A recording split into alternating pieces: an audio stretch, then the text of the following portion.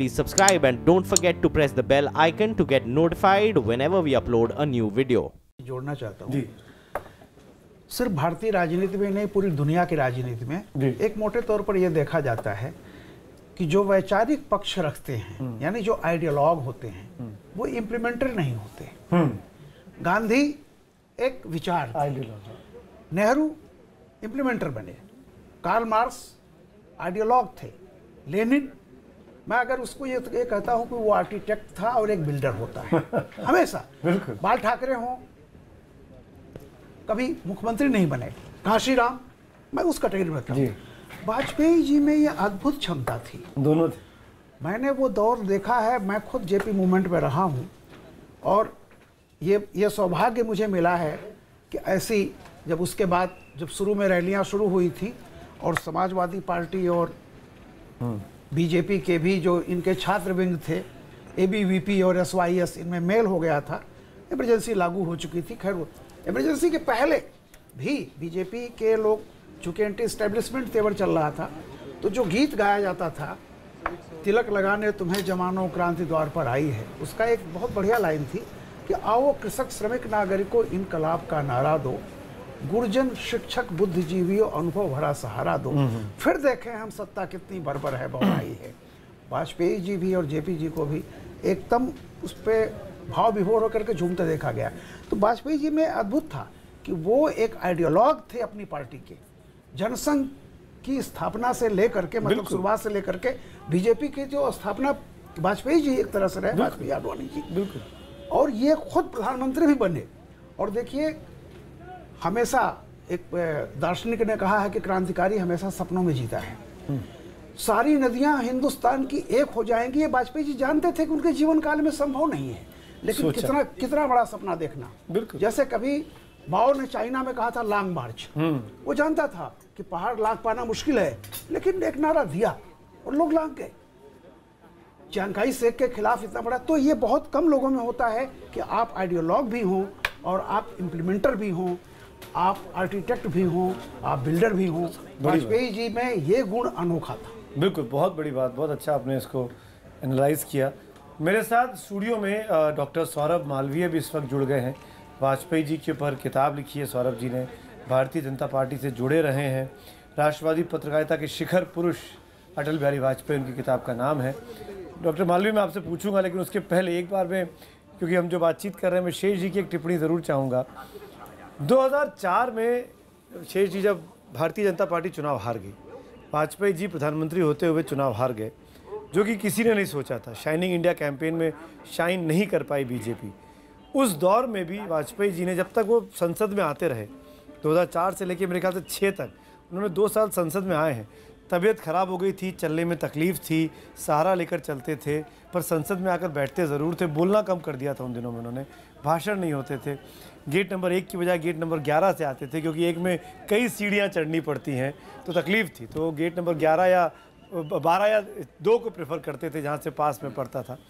मैं आपसे पूछना चाह रहा था, वो दौर कितना कठिन रहा होगा कि जब आप इतनी ऊपर अपनी मेहनत से, अपनी तप से, अपने परिश्रम से, अपने त्याग से एक पार्टी को शून्य से शिखर पर लेकर आए हैं, और वो पार्टी आपके नेतृत्व में चुनाव हार जाती है।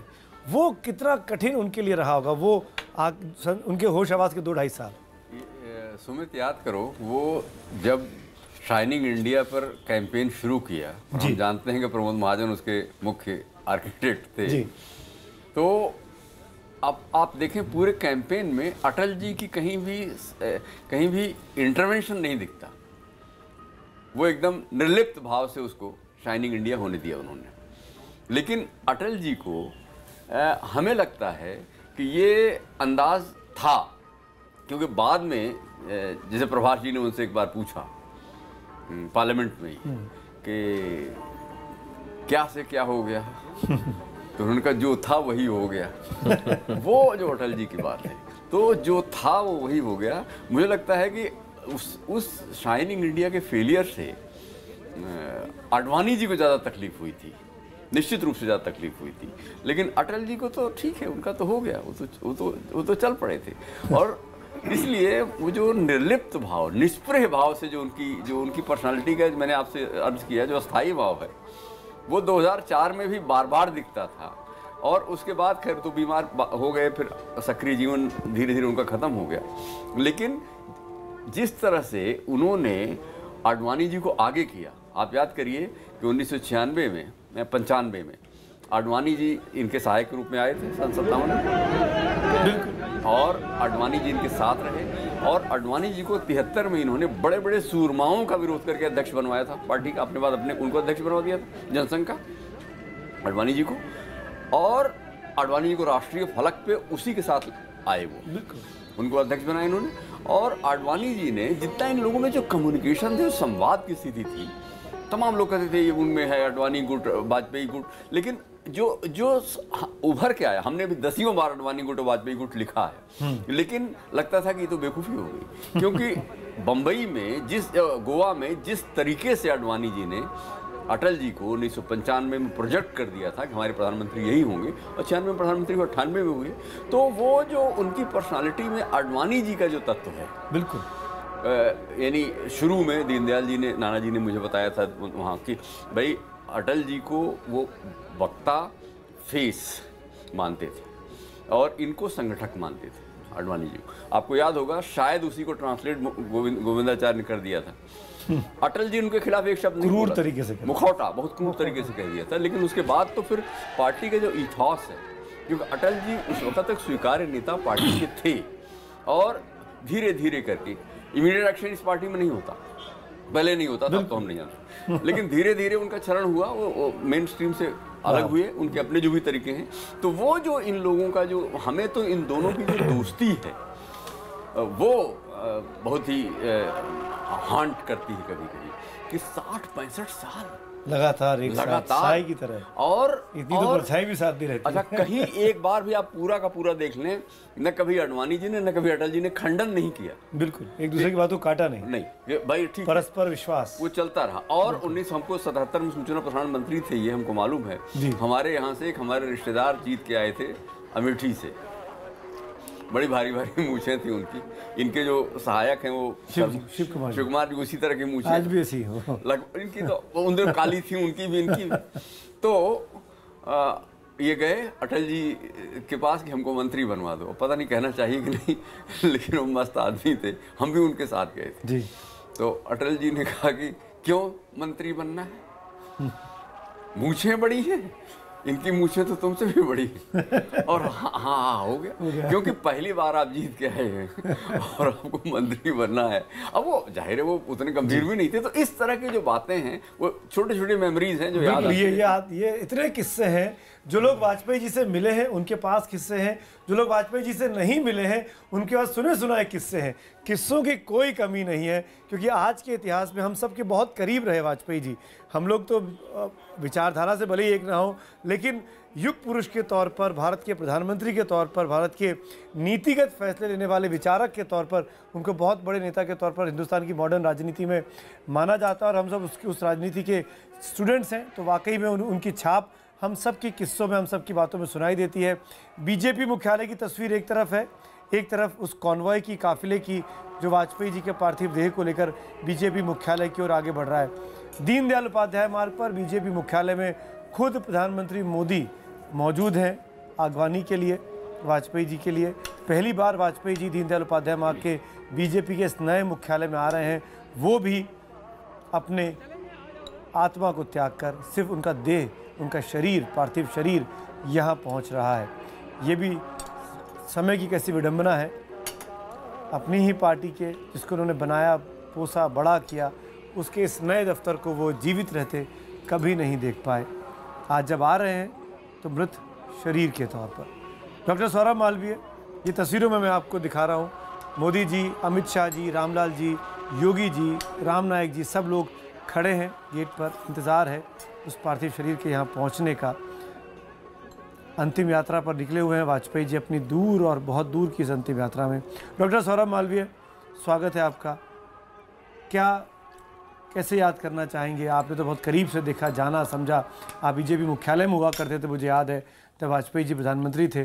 किस तरीके से आप उनको याद करेंगे, श्रद्धांजलि देंगे? सुमित जी, अटल जी आज नहीं हैं, ये तो सत्य है, लेकिन उनकी ही बात मैं जी भर जिया मैं मन से मरूं, लौट आऊँगा कूच से क्या डरूं।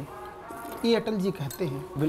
पूरा उनका जीवन ही फिलॉसफी है, दर्शन है। इसलिए अटल जी को एज ए पत्रकार, एज ए साहित्यकार, एज ए राजनेता किस रूप में देखा जाए, उस शख्सियत को, उस व्यक्तित्व को अपने अंदर इतनी सारी चीज़ों को समेटे हुए हैं। कुछ प्रसंग ऐसे ध्यान में आते हैं उनके बारे में कि एक दिल्ली के कवि सम्मेलन में गए हो, बैठे और वहाँ लिखा हुआ था कि काव्य पाठ अटल जी के सानिध्य में। अटल जी को जब अवसर मिला तो उन्होंने बोला कि ये आयोजक को धन्यवाद, उन्होंने मेरी कविता नहीं सुनना है, मुझे ही सानिध्य दे दिया। अब देखिए अटल जी कहाँ से कैसे देते हैं उनके व्यंग, उनके अंदाज। मुझे लगता है कि अटल जी आज नहीं है तो सत्य है, लेकिन उस युग पुरुष को, भारत की राजनीति में एक सूचिता को स्थापित करने वाले व्यक्तित्व को, उनके सामने भारतीय जनता पार्टी, क्योंकि वो लंबे समय तक भारतीय जनता पार्टी की राजनीति में, जब अटल जी अचेतन अवस्था में गए तब तक संघर्ष का दौर बीजेपी में रहा है। बिल्कुल। और जब वो जिंदा रहे और सक्रिय रहे तो सबसे ज़्यादा कटाक्ष बीजेपी की राजनीति में, जनसंघ की राजनीति में, और उसके पहले वो सामाजिक कार्य के लिए थे तब सबसे ज़्यादा कटाक्ष उनको झेलना पड़ा। विपक्ष मजबूत था और पार्टी कम थी। दीनदयाल उपाध्याय जी, आडवाणी जी और जोशी जी, कम सरीखे ये लोग खड़ा हुए और ये उपहास के पात्र होते थे। अच्छा नेतृत्व करेंगे, देश चलाएंगे। फिर भी उनके उस कम संख्या में होने के बाद उनका जो विपक्ष पर जो कटाक्ष होता था, तो विपक्ष कर्मी सुन के गुस्साते नहीं, मुस्कुराते थे। ये शख्स है अटल जी। ये शैली आज हम सब देखते हैं सदन के अंदर कि क्या हालात हैं। आप देखिए एक उनके व्यंग्य बाण को, कहते हैं मैं अटल हूँ, बिहारी भी हूँ और वाजपेयी भी हूँ। अब ये कौन हिम्मत रखता है कहने के लिए? मुझे तो नहीं लगता कि आज की राजनीति में इस तरह का कोई कटाक्ष कर सके। खुद के वास्ते भी कहते हैं। फिर सुमित जी, आप बीजेपी लंबे समय तक कवर किए, आपको ध्यान में होगा कि ये चला था कि अब नए लीडरशिप आ रहे हैं, यानी आडवाणी और अटल युग समाप्त होने को है। तो अटल जी ने कहा था मैं टायर्ड नहीं हूँ, ना ही रिटायर्ड हूँ। कौन बोल सकता है इस बात को? किसमें दम है इस बात को कहने के लिए? आज अटल जी नहीं है, लेकिन अपने पीछे इतनी बड़ी बीजेपी को छोड़ के गए हैं, इतने बड़े संगठन को छोड़ के गए हैं। सर्वाधिक राज्यों में, देश के लगभग 1/4 हिस्से कहा जाए कि वहाँ पर 22 राज्यों में सरकार, केंद्र की पूर्ण बहुमत की सरकार। ये अटल जी ने इतना बड़ा, ऐसी कल्पना तो नहीं किए होंगे कि ऐसा होगा। आज के हालात क्या, शेष नारायण जी को मैं सुन रहा था, थोड़ा अभी शामिल हुआ, बोले कि ठीक है क्या फैसला होते होंगे अभी क्या, लेकिन अटल जी के अंदर पार्टी के बीच में लोकतांत्रिक व्यवस्था, उनको याद करने के लिए बहुत सारे प्रसंग हैं। उनकी रैलियों को जब हम देखें, देश भर के अनेक हिस्से में जब उनकी रैली होती थी, तो उनको रैली में जाने वाले लोग केवल भारतीय जनता पार्टी के कार्यकर्ता होंगे ऐसा नहीं होता था। किलोमीटर दूर दूसरे दल के लोग, आम आदमी अपने टिकट से, बस से और अपने साधनों से जाके अटल जी को सुनता था। तो ऐसे शख्स का जाना, मैं तो ही मानता हूं कि प्रकृति सत्य है, मौत भी सत्य है। अटल नहीं है, ये तो बात बिल्कुल सही है, लेकिन हमारे बीच में अटल आज भी हैं, कल भी हैं और हमेशा याद किए जाएंगे। बिल्कुल। घनश्याम जी, आप कुछ बोलना चाह रहे थे आपने? देखिए, ये जो आज की पीढ़ी है, इन्होंने ना महात्मा गांधी जी को देखा, ना जवाहरलाल नेहरू जी को देखा, ना जयप्रकाश नारायण जी को देखा। अगर लोकतंत्र और संसद की गरिमा बनी रही तो इन्होंने अटल बिहारी वाजपेयी जी को देखा। उन्होंने अटल बिहारी वाजपेयी जी को एक मुखर विपक्ष के नेता के रूप में देखा, एक ऐसे नेता के रूप में देखा जो कि सरकार और विपक्ष के बीच में पुल भी बना, और अलग अलग समय पर उन्होंने विपक्ष के नेता के रूप में भी भारत को का प्रतिनिधित्व किया अंतर्राष्ट्रीय स्तर पर। फिर एक ऐसे नेता के रूप में देखा जिसने विश्वास प्रस्ताव, अविश्वास प्रस्ताव बड़ी मुखरता से फेस किया और अपने टर्म्स पर अपने मापदंडों पर उसको फेस किया और बिल्कुल भी विचलित नहीं हुए। एक सेकंड टोक रहा हूँ। वाजपेयी जी का पार्थिव शरीर बीजेपी मुख्यालय दीनदयाल उपाध्याय मार्ग पर पहुंच चुका है। पहली बार वाजपेयी जी, स्वर्गीय वाजपेयी जी, हम सबके अपने वाजपेयी जी, हम सबके बाप जी आज अपने पार्टी के इस नए मुख्यालय में पहुंचे हैं। हालांकि उनका पार्थिव शरीर है, लेकिन उसकी अगवानी के लिए बीजेपी का हर बड़ा आला नेता, यहाँ तक कि खुद प्रधानमंत्री वहाँ पर खड़े हैं। और ये वो तस्वीरें आपके सामने साफ दिखा रही हैं, तिरंगे में लिपटे हुए वाजपेयी जी को पूरे राजकीय सम्मान के साथ भारतीय सेना की जवान के तीनों अंगों की टुकड़ियों के अधिकारी उनके साथ हैं। अरुण सिंह मेरे साथ वहाँ से मौजूद हैं। अरुण, इन तस्वीरों को आप डिस्क्राइब कर सकते हैं? आप देख पा रहे हैं अरुण? देखिए सुमित जी, ये तस्वीरें मैं चाहूंगा कि हमारे दर्शक भी देखें। सीधी तस्वीरें इस वक्त है, फूलों से लदा हुआ जो ट्रक है वो बीजेपी के दफ्तर में आ चुका है और प्रधानमंत्री, देश के यशस्वी प्रधानमंत्री रहे अटल बिहारी वाजपेयी आखिरी बार और पहली बार, क्या ये संयोग है कि वो अपनी मां यानी पार्टी के मुख्यालय में पहली बार और आखिरी बार आ रहे हैं। अब दोबारा लौट के कभी वो यहाँ नहीं आएंगे। यहाँ से सीधे राष्ट्रीय स्मृति स्थल जाएंगे, उनके पार्थिव शरीर को ले जाया जाएगा और वहां अंतिम संस्कार होगा। यहाँ पर जो हजारों कार्यकर्ता पार्टी के हैं वो किसी भी व्यवस्था को मानने से इनकार कर रहे हैं। जिसको जिधर से जगह मिल रही है वो अटल जी के अंतिम दर्शन करना चाहता है, भारत के पूर्व प्रधानमंत्री का दर्शन करना चाहता है, क्योंकि उन सबको ये पता है कि एक बार ये साथ अब छूटा तो दोबारा कभी जुड़ने वाला नहीं है। चारों तरफ से जो गेट है उनको बंद कर दिया गया है। बहुत सारे ऐसे लोग हैं जो दर्शन करना चाहते हैं लेकिन उनको रोक दिया गया है, क्योंकि जो हॉल है उसमें इतनी ज्यादा भीड़ हो चुकी है, सफोकेशन हो रहा है, वहाँ सांस लेने में दिक्कत हो रही है। हजारों लोग पहले से ही बीजेपी के मुख्यालय में जमा हो गए हैं, क्या युवा, क्या बुजुर्ग, क्या महिलाएं, क्या बच्चे, छोटे छोटे बच्चे यहाँ पर महिलाओं के साथ आए हैं और वो अटल जी के बारे में शायद उतना न जानते हो, लेकिन उनको इतना तो पता है कि आज कोई ऐसा हम सबको छोड़ के गया है जिसको लेकर पूरा देश शोक मना रहा है। तो इस वक्त जो है कांग्रेस के सुबह जो अगर आपने देखा होगा सुमित जी की, कांग्रेस के जितने बड़े नेता थे, रात में जितने बड़े नेता थे, तमाम दीगर पार्टियां, रीजनल पार्टियों के जो नेता थे, जो उन्होंने रिस्पेक्ट दिखाया आम जनता से लेके खास लोगों तक, चाहे वो पूर्व प्रधानमंत्री मनमोहन सिंह रहे हों, चाहे इस समय प्रधानमंत्री नरेंद्र मोदी हों, सोनिया गांधी हों, राहुल गांधी हों, अक्रॉस द पार्टी लाइन जिस तरह का एक तरह से सम्मान दिखाया गया है अटल जी के प्रति, वह अविस्मरणीय है। वह एक तरह से ऐसी मिसाल है भारतीय राजनीति में, भारतीय लोकतंत्र में, कि इसको लंबे समय तक याद रखा जाएगा। तमाम राजनीतिक कटुता से बचते हुए, पार्टी लाइन तोड़ते हुए, विचारों के समागम में, अटल जी के विचारों में सबने अपने आप को समाहित किया है।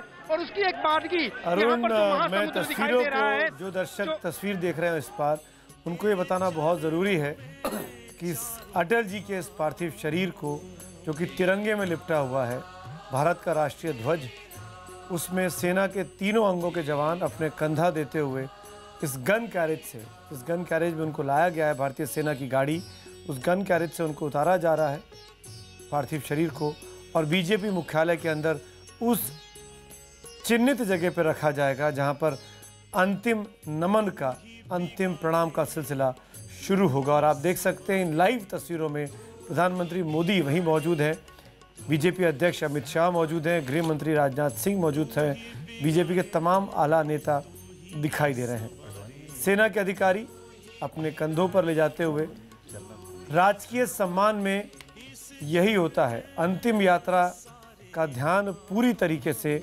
सारा कामकाज भारतीय सेना खुद देखती है, खुद संभालती है और हर उस जगह पर उस पार्थिव देह को, पार्थिव शरीर को ले जाया जाता है जहाँ पर उसके या उसके परिजनों की अंतिम इच्छा होती है। यहाँ पर जैसा कि मेरे पास जानकारी है, करीब 3 घंटे के लिए पार्थिव शरीर को रखा जाएगा ताकि बीजेपी के कार्यकर्ता, बीजेपी के लोग जो हज़ारों मील दूर से बीती रात से दिल्ली में डेरा जमाए हैं, वो वाजपेयी जी को श्रद्धा सुमन अर्पित कर सकें, पुष्पांजलि दे सकें। और उसके बाद एक बार फिर ये यात्रा शुरू होगी और वहाँ पर दिल्ली में जो स्मृति स्थल है, राष्ट्रीय स्मारक है, वहाँ पर अंतिम संस्कार किया जाना है। एक जगह विजय घाट के पास बताई जा रही है, सरकार ने चिन्हित की है, जहाँ पर सारा कामकाज बड़ी तेज़ी से चल रहा है, वहीं पे यमुना के किनारे वाजपेयी जी को मुखाग्नि दी जाएगी। ये तस्वीरें वाकई में सब कुछ अपने आप बयां कर रही हैं। बीजेपी का नया मुख्यालय, बड़ी संख्या में लोग बाग मौजूद, ज़्यादातर बीजेपी के कार्यकर्ता, नेता और वाजपेयी जी के वो मुरीद, वो फैंस जो अंतिम बार वाजपेयी जी का आशीर्वाद लेना चाहते हैं, उनके पैर छूना चाहते हैं, उनको प्रणाम करना चाहते हैं।